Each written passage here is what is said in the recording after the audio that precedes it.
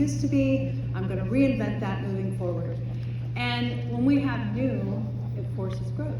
It does. It truly forces it. By the way, how many of you felt like you had a scratchy voice this morning from screaming at the 90s night last night? I was like, I'm not going to be able to talk. But anyway, so one of the things Bob said yesterday that really resonated with me is you have to do social media. You have to embrace social media. So when people are entering our teams and they have this resistance to social media, just being willing to ask why. Like, why? What is it about that? And when you're willing to get curious with the people on your team, you will learn that a lot of times the response that they give you comes from fear. So being willing to just ask questions and get curious with them, and also showing up beyond your VIP group, right? Like putting your face out there, becoming the person that people can trust. You know, Bob has said it, Kristen Boss says it, we're no longer just selling products. You're selling yourself. You're selling the fact that you are somebody people can trust to come to solve problems, right? Like if my hair is greasy or like all of these real life problems that I encounter, if I'm willing to put it out there, it's gonna resonate with somebody, but I have to be willing to embrace that change. So if you're sitting in this room right now and social media presence is something that you're feeling like you're lacking, just baby step into it, right? Like don't expect to take on the world right away, but take one step, take another step, write some posts and put problems out there. You'll be amazed at how many people want to talk about their problems, right? And I love your mindset. Yeah, incredible. Yeah, you have to. That's another thing too with this is like, if you're going into change is not easy. I'm not here to say that it's going to be easy. It's not going to be an easy road. It forces us outside of our comfort zone.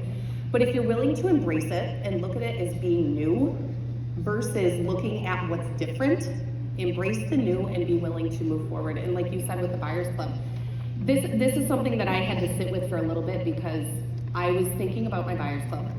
And, you know, the fact that people in my Buyers Club expected $60 worth of stuff, right? That was how I marketed it before. It's changed. It's different. What I had to do is I had to pull myself away from like people pleasing all of those specific people and think about not everybody knows that, right? We know it, but if you continue to try to make your business look exactly the same as it did before, it's going to look exactly the same as it did before. Right. But if you're willing to look at it in a different light, you will have new. And so pull yourself out of what you know and be willing to embrace different. And be willing to fail. So I love the term failing forward because every time we fail at something, right, we take a tip or a new tool in our tool belt and we're able to do it better the next time. Don't be afraid to fail and be willing to share your failures with your team.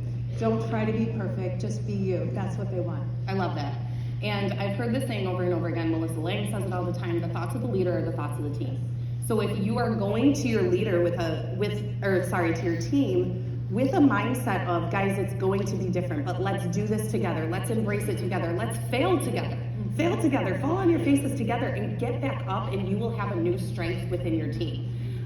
So that piece is so, so important. I agree. And start living Norwex, like in your everyday life. And I know we see that term, right, on our t-shirts, but what is living Norwex? So I'm on a PTO at my kid's school, and we had a gift exchange. You can guess what everyone got from Amy, right? PTO, the photographer on our school teams, she was constantly wiping the lens on her camera. She got an optic scarf, right? Halloween, who remembers my Halloween post? Okay, so we had 100 little kids show up at our house. Every little kid got their piece of candy and the mom got Norwex samples. I realized the impact that made as throughout the week when I was walking the dog, people would say, oh, you're the Norwex lady. So those are connections I never would have made if I wouldn't have stepped outside my comfort zone and started living Norwex. Yeah, and people have to know themselves. Yes, they do. They have to know who they can right come next to door. get it, right? And try multiple avenues. Like I started a YouTube channel a couple years ago just to make how-to cleaning videos for my customers. And that YouTube channel has grown. I find new teammates. I find new hosts. Actually, they find me and all I'm talking about is Norwex and how to clean a toilet, right? So be willing to try new things. Yeah, I love that. I actually had a new consultant joined my team recently, and she started watching videos on YouTube, and she's like, I think you might be the person on YouTube. And I thought to myself, probably not, but it might have been Amy. And it brought something to me, and I'm like, but I could be that person on YouTube, right? Like, it's not an avenue that I mean, I make videos for my team, and I make them unlisted, you know, but why couldn't that be me? Why can't I embrace that and change, right? And a training video could even be on YouTube. That's like one of the things I'd like to do is like, as I learn how to do new things, like make images or something like that, I could put those videos on YouTube and maybe find other people who are in direct sales, find some value from that, and contact me about Norwex. Absolutely, I love it. So here's another kind of a mindset shift, right? Party lingo. How many of you currently right now call your parties parties? How many call them events? How about workshops? Okay, so sometimes just shifting your lingo can change the way that it comes across to people, right? So instead of saying the word party, because sometimes in people's brains that creates this like, party, right? But if I call it a workshop to me sounds educational. I'm going to this place where I'm going to be educated. So just shifting your lingo sometimes. Another thing, you guys are all leaders here, right? So encouraging your team to try different things. Try Facebook parties, try in-person parties, right? Try YouTube. Yeah. But put it out there to your team to try these different things. And another blessing that we have from Norwex is the mega parties. The Tuesday night mega parties. You guys, every single week there's a mega party that we can invite people to. We can invite people to see a demo from a leader in the company. We can teach our teams to use this as a resource. We could use this as an onboarding resource, right? Like, so this could become somebody's launch party that we have our consultants invite to this mega party. So use the resources that are out there, but at the end of the day, be willing to try all the different styles and encourage your team to do the same.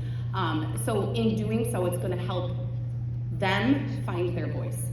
But if they're not pushed, if they're not taught to attempt different things, they're not gonna find what's comfortable with them. And then when they fail doing one thing, they might sit in that place of, I'm not good at this, right?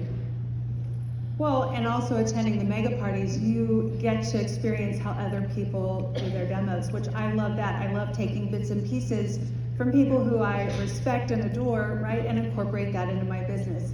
And on YouTube, I know that keeps coming up. And that may not be for you, right? It could be Instagram, it could be TikTok. I mean, there's so many different social channels, but on YouTube, I will tell you that one of the new teammates who found me that way on a toilet cleaning video did 12K a few months ago. So you never know, right? You never know what's going to happen with those opportunities. Yeah, and the thing that sticks with me with that, with what Bob said yesterday, is that we are solving problems, right? Toilets are a problem for everybody. And we have a solution to clean toilets. It's a good solution. So I think they want to hear about onboarding, right? So let's switch to talking about onboarding. Onboarding new consultants, onboarding new customers. One of the things that I like to make sure that I do with onboarding at this point, and this was a whole shift for me too. I used to avoid it because I'm like, can I help them, right? So I've started having an intake meeting with my new consultants. And in that intake meeting, you can figure out what they want, figure out what their goals are, right? And from there, you can create something and you can help them to create a path that's gonna work for them. They need to be willing to share what they love, and teaching them to do that. So with that conversation, you are going to be able to find out, like, how much money do they wanna make, right? If I know how much money you want to make, I can guide you in the right direction. That's this many parties, right? What problem are they trying to solve? Right. Who are they as a person? What is their avatar? Like for me, I realized here too, like my avatar is speaking to busy moms. I have a 4-year-old, a 2-year-old, and a 1-year-old. So life is busy and I need solutions that make things faster. And for me, Norwex does that. So if I can come from that relatable place and teach our new teammates to do the same thing. Another thing that I encourage all new consultants to do, again, I've already kind of mentioned this, but try both ways of partying, right? I've tried both ways. For me, I always navigate toward online. That's my wheelhouse, that's what I prefer. I'm not opposed to in-home parties, but you have to try both so that you can really figure out where you want to be. I agree. And not too long ago, maybe 12 months ago, I elevated my team page into an elevated VIP group because I found that when I onboarded new consultants, I immediately rushed at them with all the things sales. Here's how to party, here's how to do this, here's how to do that. And I found that a lot of my new consultants just stopped buying. Because they were my discount shoppers, right? And I stopped serving them as customers.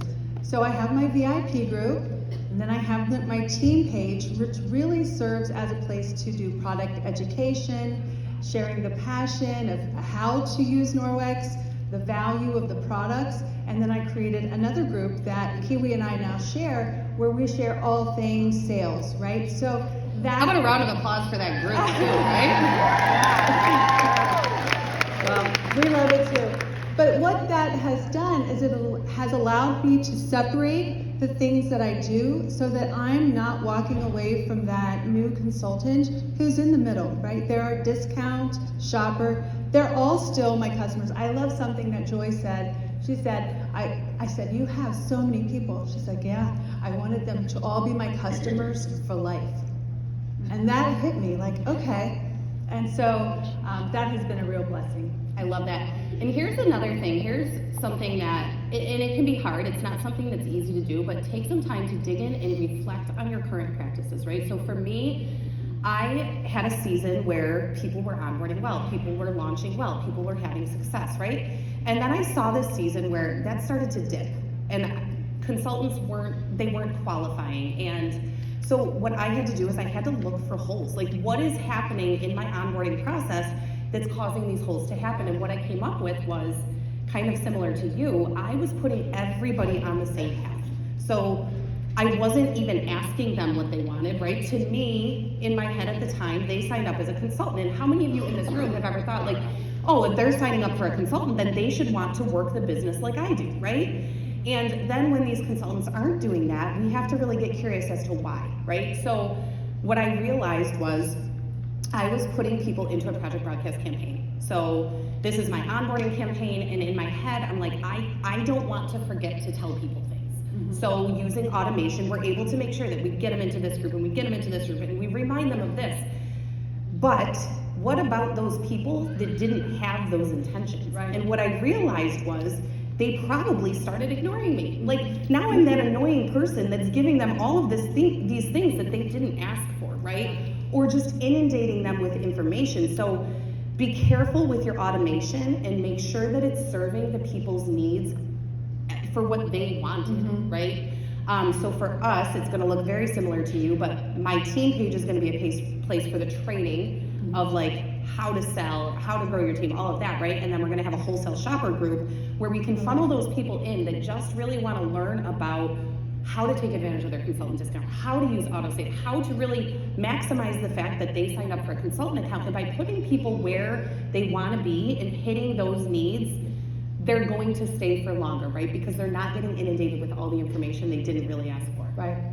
And I'd say 6 or 8 months ago, I did a poll in mine and Kiwi's group where I asked leaders to share their project broadcast campaign for how they onboard their new consultants, because I wanted to make improvements to my own. And what I found is that the majority of those campaigns had 20 to 40 text messages. And I'm like, okay, maybe I need to ramp my game up, right? So a week later, I put another poll in the group, and I said, only answer this question if you've been with Norwex 1 year or less. What happened when you first started? Like, what did you need? What did you get? What could we have done better as leaders? Every comment, hundreds of comments, it was too much. I was overwhelmed. I just needed the basics. And I'm like, oh, we need to talk to each other, right? So now I have a very simple onboarding plan with 3 text messages, and it works great. Another thing that stuck with me when I was reflecting too is that Norwex is now also texting new consultants too. So we know that they're getting that information. We don't need to give them everything. And I'm the type of person that if too much information is thrown at me, I'm gonna be overwhelmed and I'm gonna push back. And I think that it happens with our consultants too. So being mindful of the information that you're giving them, so that you're not overwhelming them and you're truly nurturing them along that journey. So automation is good, but keep it to what they need. We kind of talked about this already a little bit too, but as a leader, being willing to share your successes and your failures, I think it's so important for our teams to see us as human also. Like if I fail and I get back up and I tell them about that, that makes an impression on them, right? So that the next time they fail, they can be like, well, Carrie went through this and she adjusted, she pivoted, she changed something, and she's still doing this and she's still finding success. So I think it's really important for our consultants on our teams to hear all of that from us. And if there's what we feel. Yeah, like the growth mindset. Okay, I failed, but I'm getting up and I'm gonna continue to grow. That will become the culture of what you serve on your team. And if we go back and we are excited about the new system, excited about the changes, our teams will be too. If we go back and we're frustrated and we're concerned and we show this, they're gonna feel that too, and that's gonna lead to a team that's not thriving, so we don't want that. Yeah, but being real too, like acknowledging the fact, this is another important piece. You don't wanna go home and just be this like positive Polly cheerleader, right? Like that doesn't serve anybody. They're just gonna be like, she's not respecting my feelings. Mm-hmm. Acknowledge the fact that change is hard, change is different. It requires pivoting. It requires us to think in a new way. So acknowledge that so that they feel validated, and then work forward together. Okay, so we've got a little task for you guys. Turn and talk to your neighbor for 2 minutes about one thing, one idea that you heard that you would like to implement in your business when you get back.